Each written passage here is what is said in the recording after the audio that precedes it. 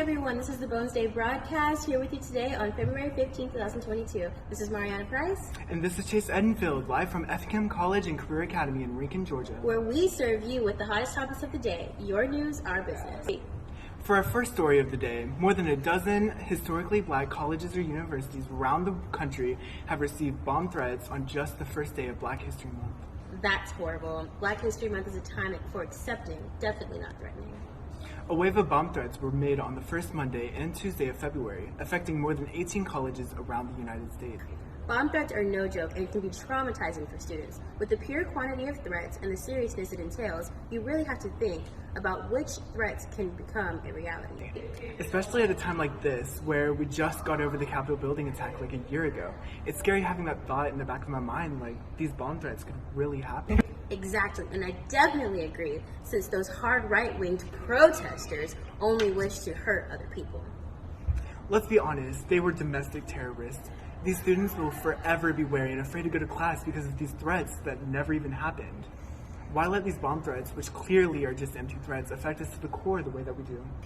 The motive of these threats are still unknown, according to some sources, but the students and administrators believe HBCUs are likely targeted as they are institutions of Black power and are rich in Black history.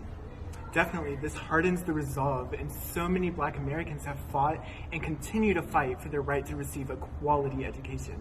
Along with their fight for education, they also have to fight the people against equality. And unfortunately, many battles are lost.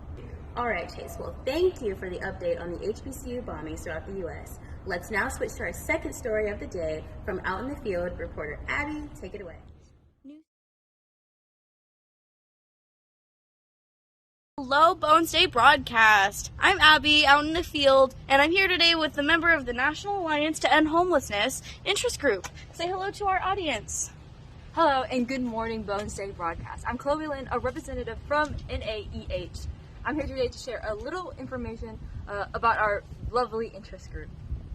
Go ahead, I want to hear about this.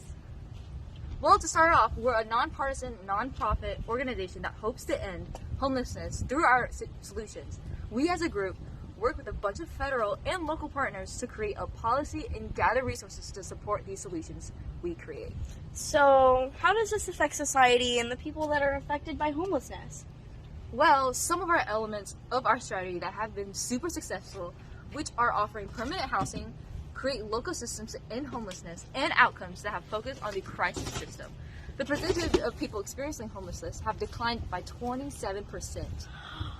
Wow, that went down quite a bit. And just how much does this interest group make in donations a year? Well, our group approximately made $5.1 million, while our expenses are roughly $4.4 million. That's amazing! With all of this money, the National Alliance to End Homelessness group has accumulated through donations. What are some of the solutions or ways this group is planning on using them? Well, what a great question. Well, we want to create a system that works and one that genuinely helps the people in need, unlike these extreme right-wing voters who don't care. We also plan to assist the most vulnerable, the people who need our help the most with housing. And lastly, creating programs that assist low-income individuals. Wow. Thank you for coming out here and speaking to us about your interest group and what they do. Oh, okay. Now, let's return back to Mariyonna and Chase for a deeper dive into this interest group.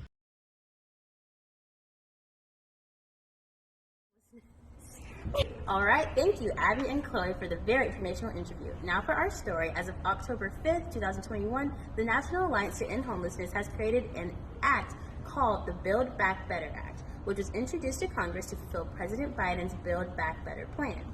Wow, doesn't that sound great? A president that is willing to fund and create a plan to help out American families in need during a rough time, unlike some other president that didn't help at all. Trump. I totally agree with you. Back in July 2nd of 2019, President Trump stated that we're really not very equipped as a government to be doing that kind of work, which is extremely surprising given how successful the federal government has been at reducing the rates of homelessness. Exactly. It's crazy how he thinks this way and even proposed dramatic cuts to housing and homelessness programs every year during his presidency. It's crazy how a radical right candidate was ever elected when he didn't help with the issue of homelessness at all. Especially with the other scandals he's been in, I wonder how he stayed in office for as long as he did. Well, anyways, before we turn back to Abby for another interview on the current homelessness issue, an ad from our sponsor. Welcome to our sponsored, non-sponsored perfume ad. Here we have an Ariana Grande sample, Sweet Like Candy. This is going to be Bones, which means good.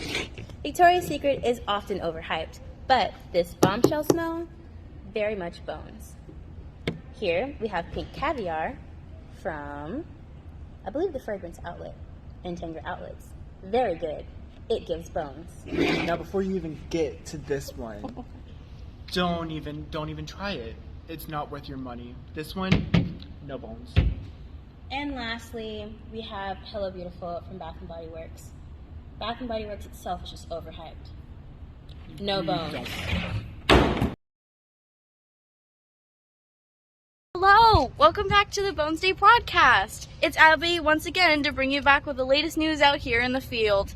We are speaking to Gage here, who has been out here since the beginning of former President Trump's time in office. So how are you?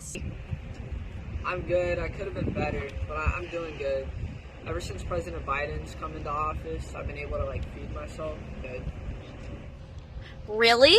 Well, isn't that great? Just another reason why our Biden has helped the country. I know it was horrible, especially with President Trump, in office. Could not stand the guy. Biden, I've done my research. He's funded roughly around $5 trillion to fund and aid homeless people like me. Trump sure was horrible. He said helping the homeless was not something that the government is equipped to do. That's insane! Isn't the government's job to be a safe haven for the population? Back to you, Chase.